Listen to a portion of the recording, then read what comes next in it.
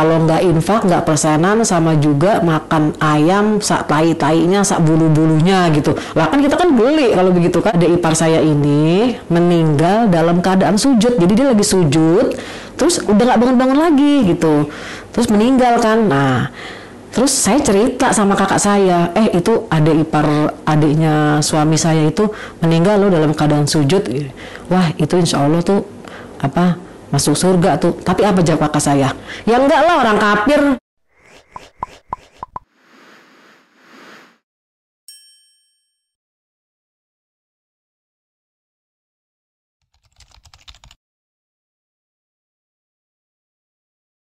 Assalamualaikum warahmatullahi wabarakatuh. Saya masuk Islam Jamaah sekitar tahun 73.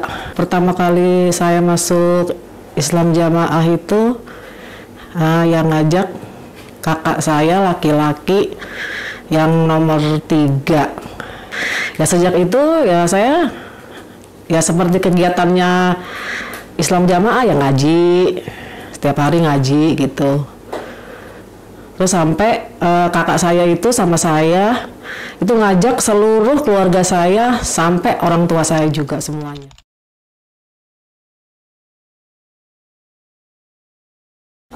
Saya keluar dari Islam Jamaah tuh berawal dari anak saya yang paling tua. Anak saya yang paling tua tuh kebetulan tinggalnya di Auckland. Kebetulan anak saya kan tuh mau balik di Auckland sana. Dengar-dengar kabar katanya dia dinonaktifkan sebagai mubalek. Bahkan saya tanya, kenapa kamu dinonaktifkan gitu. Terus dia cerita, karena saya mau nyari ilmunya kemana gitu, saya tanyakan. Ya nyari ilmunya, saya tuh nanya-nanya sama Syekh yang 3 yang telah dinonaktifkan itu. Saya kan nggak tahu tuh Syekh 3 itu siapa gitu kan.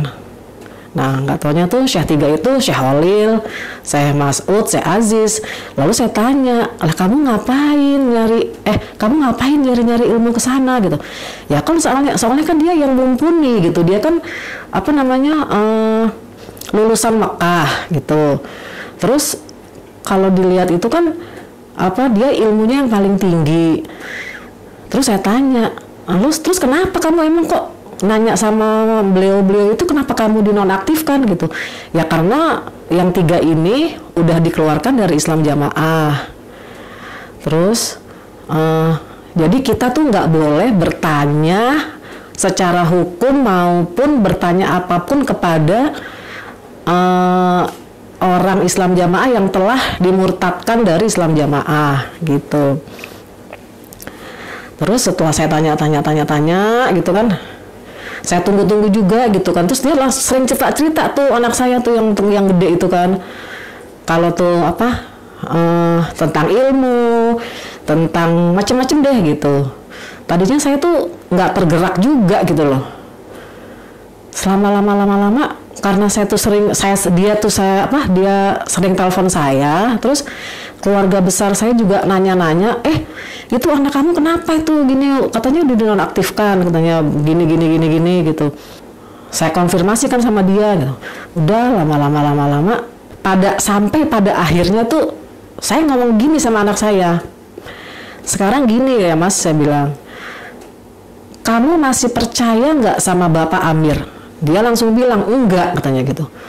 Terus dia cerita gitu kan, dia bilang sebetulnya itu Amir itu katanya nggak ada tuh di dalam Islam gitu. Waduh, saya langsung sedih, saya langsung shock, saya langsung terpukul. Sampai itu gimana ya, namanya saya itu di Islam Jamaah itu kan udah, bayangin aja dari tahun 74 tuh berapa tahun coba, saya 40 tahun lebih coba.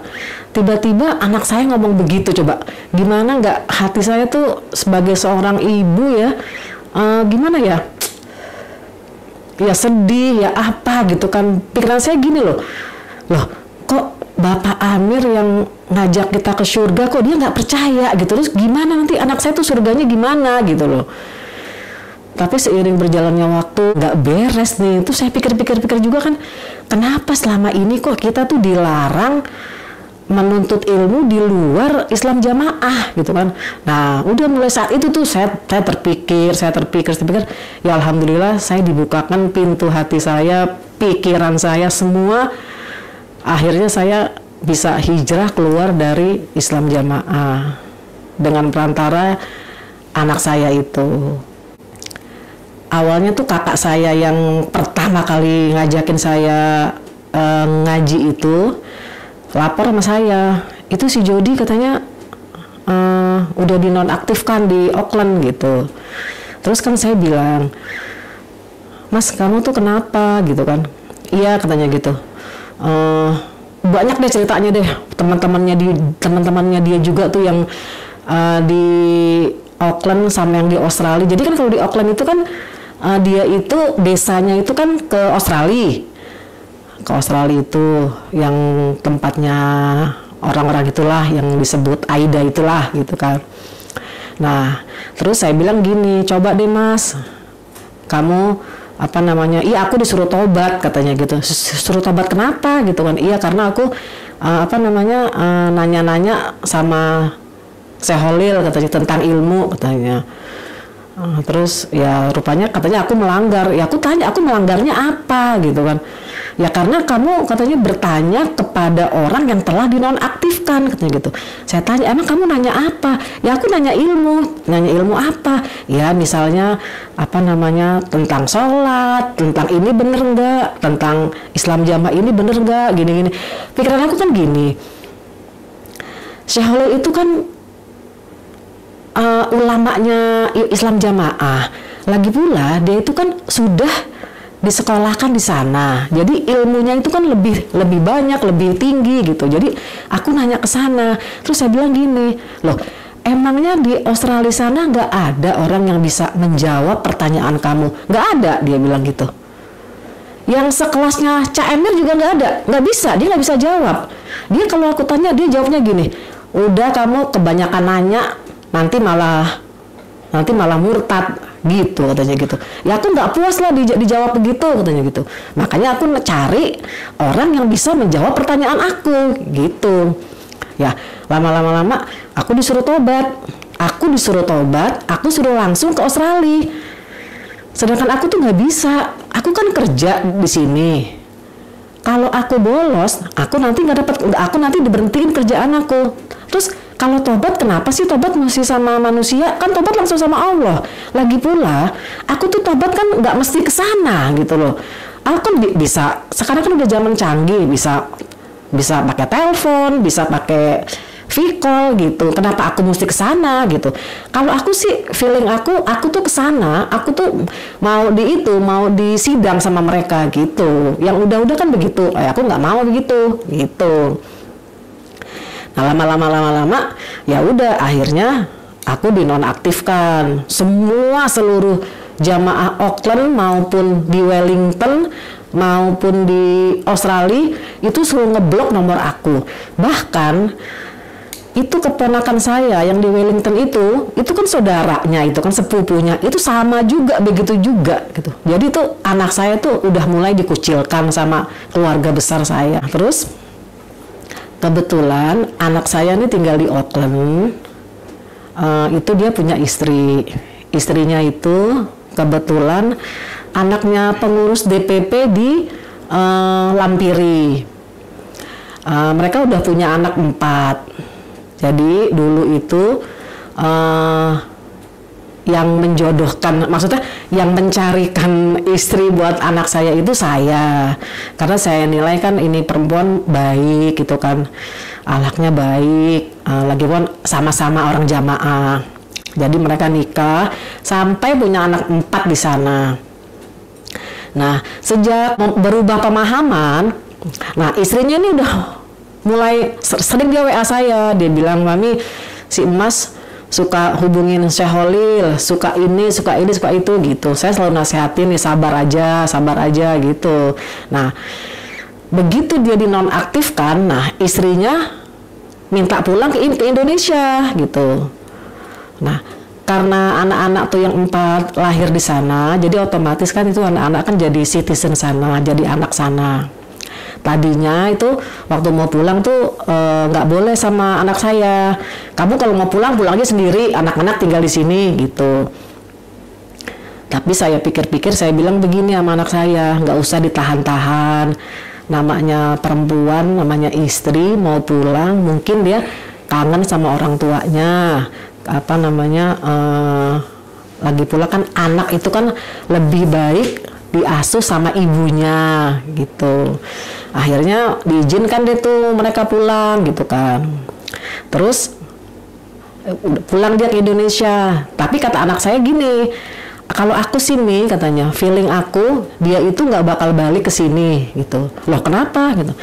Ya pastilah dia nggak boleh sama orang tuanya gitu. Oh saya bilang gini, oh nggak apa-apa, saya bilang gitu. Kita lihat aja nanti kodarnya gimana gitu.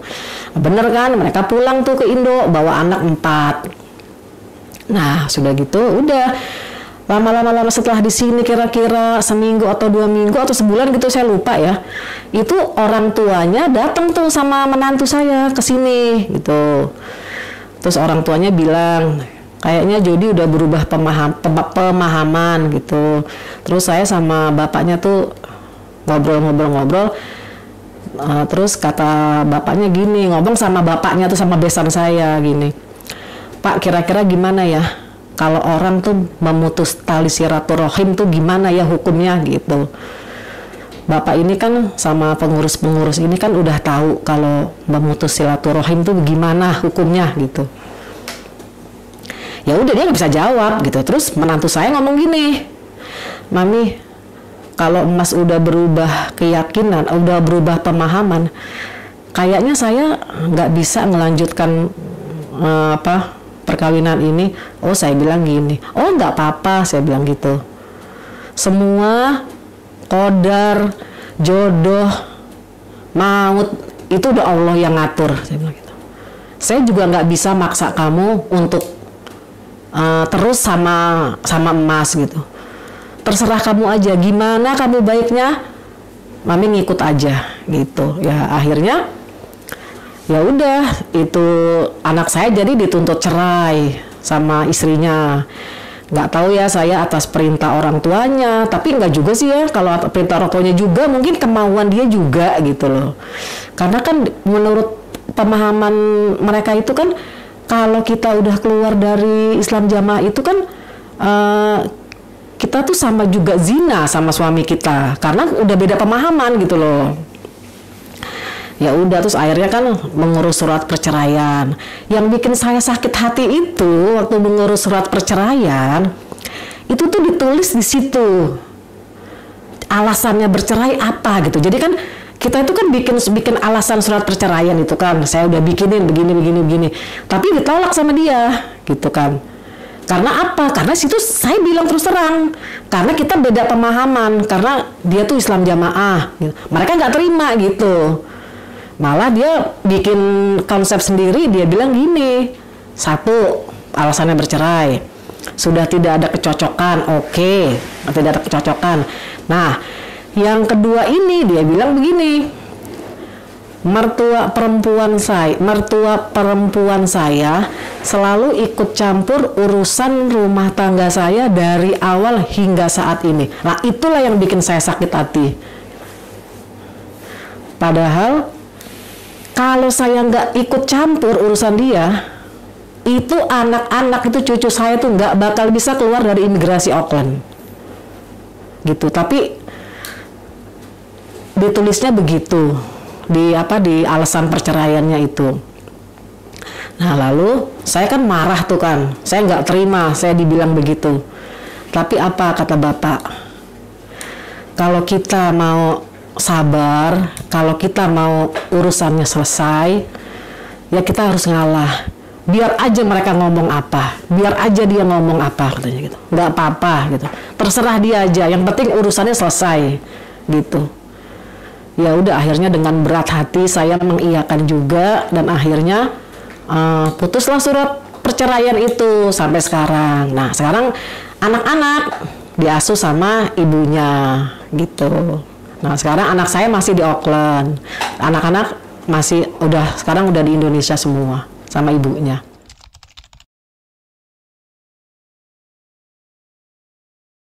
Yang namanya Amirul Mukminin ya yang penguasa negeri inilah. Ya contohnya ya kayak penguasa negeri ini siapa sih? Kan presiden, ya Pak Jokowi gitu.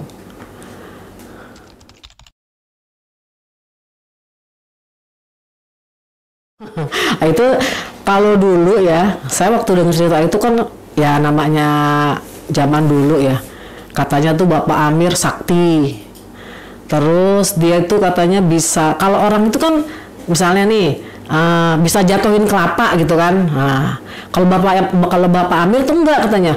Udah bisa jatuhin kelapa, terus bisa naikin lagi ke tempatnya gitu kan. Terus dia juga ada ceritanya, dia itu katanya waktu digerebek sama polisi katanya gitu. Dia ngumpet di balik pintu, polisinya nggak bisa nemuin dia gitu kan. Kayak bisa ngilang lah gitu. Terus dia ditembak nggak mempan, dibacok nggak mempan. Nah dulu waktu mendengar cerita itu kita kan terkagum-kagum kan, wah ini nih sakti nih Bapak Amir ini kan, dia punya karomah gitu kan. Lah kita kan namanya minim ilmu kan mana ngerti kita karomah itu apaan gitu kan. Kita kan taunya kalau oh sakti nih dia gitu kan. Oh, jadi dia tuh, jadi pokoknya tuh kalau di dalam jamaah kalau yang begitu-begitu tuh bilangnya apa? Oh itu kemurahan dari Allah gitu. Pokoknya kalau kita tuh dapat musibah, oh itu cobaan. Kalau kita senang, oh itu nikmat dari Allah. Kita jangan lupa sama Allah gitu. Pokoknya itu tingkatan Bapak Imam itu pokoknya Allah, Rasul, Bapak Imam dah gitu deh pokoknya. Nah, begitu setelah saya keluar, saya hijrah, ternyata itu nggak ada yang begitu-begituan. Itu semua jin-jinan. Nah, sekarang kita pikir deh coba. Yang lebih konyolnya lagi apa? Semua hadis-hadisnya hilang di beca. Dulu tuh saya tuh nggak terpikirkan gitu tuh. Itu tuh kan cerita konyol gitu loh. Lah, zaman dulu beca seberapa banyaknya sih? Masa nggak ketemu sih tuh hadis gitu sebeca, lagi juga tuh tukang beca buat apaan hadis sebeca gitu kan, nggak ada manfaatnya buat dia gitu. Nah dulu tuh saya tuh percaya gitu loh. Sekarang ini saya tuh mikir, ya Allah kok gue dulu goblok banget ya, begitu cerita begitu percaya gitu.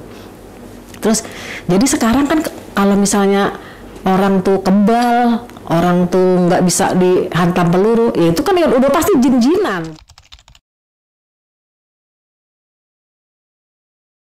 Gimana dalil itu nggak mau kalah sama ijtihad?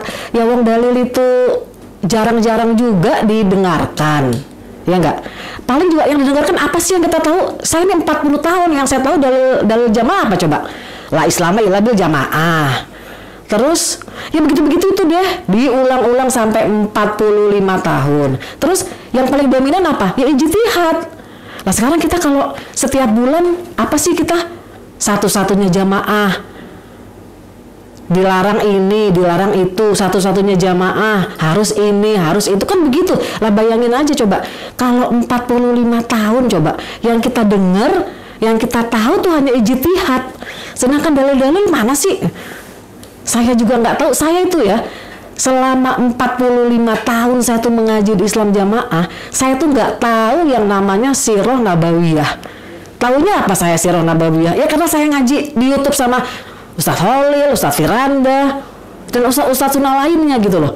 Selama ini saya tuh nggak, padahal tuh saya senang gitu loh kalau ngedengerin cerita-cerita kenabian, cerita-cerita pahlawan-pahlawan Nabi, kisah Nabi. Selama ini mana sih kita pernah diceritain kisah Nabi ini loh? Nabi itu paling juga cuma sekilas-sekilas doang gitu loh. Yang ada apa coba?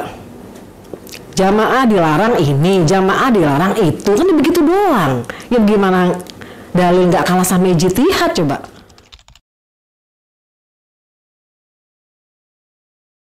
Kalau nggak infak, nggak persenan, sama juga makan ayam sak tai-tainya, sak bulu-bulunya gitu. Lah kan kita kan beli. Jadi ya mau nggak mau ya kita berlomba-lomba lah untuk infak gitu. Bahkan mengalah-ngalahkan saudara kita yang ada yang nggak punya, nggak mampu gitu. Padahal setelah saya hijrah ini, kita tuh infak yang paling utama buat siapa? Ya buat keluarga kita dulu atau keluarga kita yang terdekat lah gitu. Terus yang konyolnya apa coba? pernah nggak sih kita tuh semua diijtihatin gini, kalau berdoa itu muji Allah, pertama muji Allah, kedua baca salawat Nabi, ketiga harus mendoakan Bapak Imam dan wakil-wakilnya. Kalau enggak, kalau kita nggak doain gitu, doa kita bakal terima. Itu kan konyol ya kalau sekarang kita pikir-pikir nih gitu. Masa kita ngedoain dia coba? Sampai tuh, nah dulu saya cerita gini. Saya dulu tuh ya, orang tua saya tuh belum ngaji. Terus sampai tuh keluarga saya kan mau haji. Bapak saya tuh sama ibu saya, kata kakak saya yang ngajakin ngaji itu, pokoknya bapak kalau mau haji, bapak mesti ngaji dulu. Soalnya apa? Soalnya kalau bapak haji, percuma aja. Kalau bapak belum dibaiat, bapak tuh nggak diterima amalannya. Kalau dulu kan PR 13, apalah yang 5 bab selalu. Sampai tuh cucu saya itu, yang sekarang cucu saya yang di Auckland itu, kemarin itu kan datang ke rumah saya ya.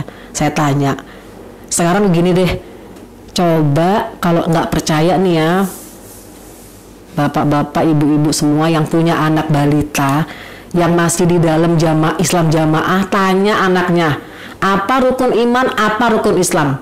Kalau tahu jago coba. Tapi coba kalau ditanya, apa 5 bab, langsung dia tuh, itu sama kayak cucu saya tuh begitu.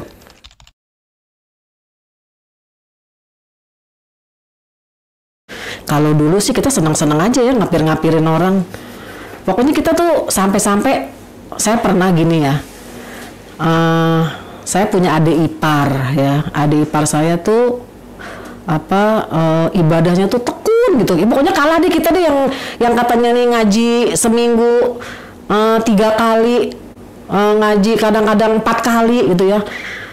Tapi kita baca Qurannya masih belang bentong, bacaannya. Nah sekarang kita baca Quran aja, mana sih kita yang bener-bener fasih baca Quran, kan enggak coba sih. Nah jadi adik ipar saya ini meninggal dalam keadaan sujud. Jadi dia lagi sujud, terus udah nggak bangun-bangun lagi gitu, terus meninggal kan. Nah terus saya cerita sama kakak saya, itu adiknya suami saya itu meninggal loh dalam keadaan sujud. Wah itu insya Allah tuh masuk surga tuh. Tapi apa jawab kakak saya? Ya enggak lah, orang kafir gitu jawabnya. Pokoknya apa-apa yang di luar Islam jamaah tuh udah pokoknya kafir, masuk neraka, udah titik gitu. Nah sampai sekarang pun begitu gitu loh. Nah sekarang ini kan saya hijrah ini, keluar dari Islam jamaah ini kan, kata keluarga saya kan saya murtad, saya masuk neraka gitu. Tahu nerakanya siapa ya, nerakanya dia kali, yang penting bukan nerakanya Allah gitu aja.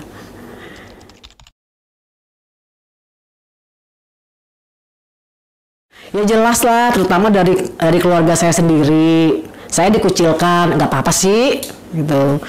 Saya dikucilkan sama keluarga saya, sama keponakan saya, sama adik-adik saya gitu. Sama teman-teman saya juga, semua nomor saya diblok sama mereka. Mula-mula sih saya sedih kok gini ya perlakuannya, kok gini ya gitu. Tapi setelah saya pikir-pikir lagi, buat apa saya sedih gitu kan. Orang juga saya nyari makan sendiri, saya nggak juga minta makan sama mereka gitu kan. Terus apalagi setelah saya tuh sering ikut kajian-kajian, kalau kita namanya jamaah itu sendiri, ya kita tetap jamaah gitu loh. Dimanapun kita berada itu, ya kita tetap jamaah walaupun kita sendiri gitu. Daripada kita beramai-ramai gitu kan. Sekarang kita tuh kalau ngaji ngapain sih coba selama di Islam jamaah? Ngaji apa sih?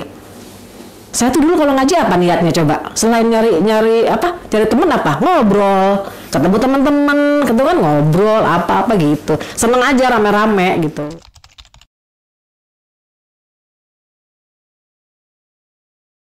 Boro-boro. Saya tahu tauhid aja baru sekarang. Saya tahu hidayah taufik, hidayah irsyad itu baru-baru ini setelah saya hijrah. Pokoknya saya itu di sisa hidup saya ini, saya mau menuntut ilmu, meninggal ketertinggalan saya selama 45 tahun ke belakang gitu. Boro-boro tahu sirah nabawiyah. Pokoknya kita tuh ya di dalam itu taunya apa sih? 5 bab. 5 bab tuh apa sih coba? Cuman ngaji, ini begitu-begitu aja deh. Pokoknya selalu nasehatnya, kalau nasehat nggak ada 5 bab itu nggak nasehat. Coba tuh, bayangin deh coba. Selama 40 tahun coba. Begitu aja ngajinya. Saya hijrah ini insya Allah udah hampir 2 tahun. Itu insya Allah nih ya. Pengetahuan saya tuh lebih banyak sekarang daripada 40 tahun. Saya lebih tahu apa coba. Saya setelah hijrah itu saya pertama saya bersyukur, terus alhamdulillah Allah masih ngasih sisa umur saya ini untuk beribadah, memperbaiki diri. Pokoknya banyak deh hal-hal yang gak saya duga, masih dikasih kesempatan sama Allah untuk memperbaiki diri saya. Jadi Allah berarti masih sayang sama saya. Coba kalau misalnya saya masih di Islam jamaah. Jadi awal-awalnya saya tuh hijrah itu saya memang sedih, saya dikucilkan sama keluarga saya. Tapi seiring berjalannya waktu saya bersyukur. Karena apa? Saya nggak banyak gibah, nggak banyak ngomongin orang. Saya lebih leluasa mencari ilmu, lebih leluasa pokoknya di sisa umur saya ini saya mau mencari ilmu yang sebanyak-banyaknya. Dan saya insya Allah saya banyak-banyak bersyukur lah saya hijrah ini. Jadi kalau dulu saya tuh kalau sholat tuh gimana ya, saya sih karena Allah juga, tapi tuh beda sama sekarang gitu loh. Kalau dulu tuh ya sholat apa ya, kalau dulu tuh kita tuh pikiran kita gini, jamaah surga nggak jamaah neraka. Gue udah masuk surga, ngapain lagi gini, begitu pikiran saya begitu. Nah sekarang ini jadi memang tuh surga tuh harus kita cari gitu loh. Kalau kita nggak cari bagaimana coba, kok emangnya sekarang begini loh. Sekarang dengan kita mengkafirkan orang aja, bagaimana kita mau masuk surga coba? Dikit-dikit kalau kita ngelihat orang ini, orang kafir, berarti nggak masuk neraka gitu. Saya pernah ya dulu gini, ada orang jamaah meninggal gitu ya. Saya kebetulan mau memandikan. Nah, terus jadi itu yang kebetulan yang meninggal tuh istrinya gitu loh. Jadi si bapaknya ini kan sedih gitu kan. Tiba-tiba nih ada salah satu imam desanya ngomong gini, Bapak jangan sedih katanya gitu. Ibu tuh pasti masuk surga. Yakin bapak ibu masuk surga. Terus sebetulnya saya mikir, loh kok bisa yakin ya masuk surga gitu. Uang Nabi aja nggak bisa memastikan seorang masuk surga, kok dia orang mesti yakin ibu pasti masuk surga, pasti katanya. Aku yakin katanya. Saya tuh udah mulai mikir-mikir juga gitu. Loh, kok enak ya gitu. Nah beda sama sekarang. Kalau sekarang saya ibadahnya lebih gimana ya? Saya dulu tuh ya nggak ada yang bisa memacu saya untuk sholat rawatib. Saya sholat rawatib aja baru tahu sekarang. Saya dulu nggak tahu sholat rawatib itu apa gitu loh. Saya taunya sholat sunnah sebelum zuhur, sesudah zuhur, sebelum asar gitu. Nggak tahu saya namanya sholat rawatib. Baru saya hijrah ini saya tahu, oh itu namanya sholat rawatib gitu. Jadi yang sekarang inilah yang bisa memicu saya untuk tertib melakukan sholat rawatib. Kalau dulu boro-boro, saya juga sholat malam juga jarang. Sekarang ini alhamdulillah saya lebih ya pokoknya lebih semangat lah saya ibadahnya, karena untuk mengejar ketinggalan saya yang 40 atau 45 tahun yang lalu. Setelah saya keluar dari sini, ibadah saya, sholat saya itu ternyata tuh agama Islam itu mudah semudah-mudahnya.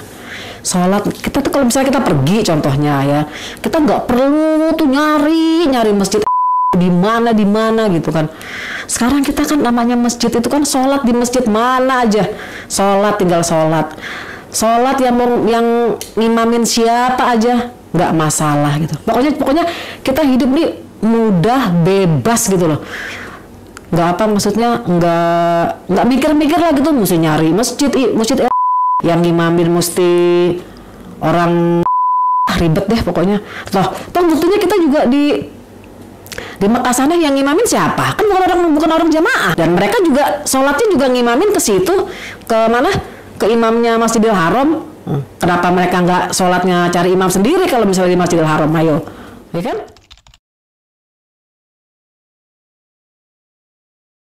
Ya pokoknya untuk semua saudara-saudara semuslim di seluruh yang masih berada di dalam, coba belajar, mendengarkan, pokoknya belajar deh lebih apa ya, keinginan tahunya lebih kuat. Pakailah akal sehat kita lah. Jangan sampai seperti saya setelah 45 tahun ya baru terbuka pikiran saya. Memang semua itu sih semua hidayah Allah ya. Kita nggak bisa kita memaksa gitu. Tapi biasanya itu kan kalau kita tuh di dalam, kita di Islam Jamaah itu kendalanya apa? Setelah kita keluar, mereka tuh pada gimana ya? Pada ketakutan. Oh entar saya ini nggak ada temennya gitu kan, nggak ada temennya, dikucilkan gini gitu kan. Pokoknya jangan takut deh dikucilkan apa-apa gitu. Toh kita mati juga sendiri, menghadap Allah sendiri, mempertanggungjawabkan perbuatan kita ya sendiri. Kalau dulu kan, kalau di dalam kita bilangnya apa? Nanti setelah kita mati, nanti disaksikan oleh imam kelompok, imam desa, imam daerah, terus Bapak Amir. Dulu saya juga mikirnya begitu, tapi setelah saya hijrah ini, setelah saya pikir-pikir, lah boro-boro dia mau nolongin kita, dia bawa dosanya sendiri aja dia bingung. Coba, kan udah jelas kita di padang mahsyar, kita sendiri-sendiri gitu loh, nggak ada yang nolongin kita. Yang bisa nolongin kita apa? Ya amal kita sendiri gitu loh. Pokoknya kalau saya tuh sekarang ya, apa-apa tuh saya lebih, ya kita pasrah aja deh sama Allah. Pokoknya semua apapun kita pasrahkan sama Allah. Pokoknya jangan takut untuk maksudnya bukannya saya sih nggak ngajak kita semua keluar ya, nggak. Pokoknya coba deh dievaluasi lagi, dilihat lagi, apa bener nih ajaran kita nih udah bener gitu loh, apa iya sih begini gitu loh. Sebetulnya sih kalau misalnya kita mulai itu sebenarnya gampang aja gitu loh. Sekarang coba ya, kalau misalnya nggak percaya, kayak contohnya kayak saya ini ya, saya udah buktikan setelah saya keluar, segitu baiknya keluarga saya, itu nggak ada itu yang mau nolong saya, yang mau apa ya, pokoknya saya ini deh, nggak masalah gitu loh, saya mau dikucilkan, saya nggak masalah. Yang penting prinsip saya apa? Kita tuh nggak dikucilkan sama Allah. Kita masih ada Allah yang menolong kita, gitu aja. Pokoknya imam kelompok, imam desa, imam daerah, Bapak Amir, semua teman-teman kita sekelompok, sedesa, sedaerah, itu nggak akan bisa nolong kita, gitu aja. Udah. Mungkin apa-apa dia nolong di dunia aja gitu loh. Misalnya kita butuh apa, kita minta sama dia. Ya ngapain kita minta sama dia? Kita minta sama Allah aja langsung, gitu loh. Pokoknya nggak usah khawatir deh. Pokoknya saya tuh justru saya sekarang itu saya lebih lega apa? Saya sekarang mintanya sama Allah. Saya perlu apa? Saya tinggal minta sama Allah gitu aja. Pokoknya saya sekarang alhamdulillah hidup saya lebih tentram, udah gitu aja. Keluarga saya nggak mengecilkan saya, ya alhamdulillah. Saya nggak direpotin, ya kan?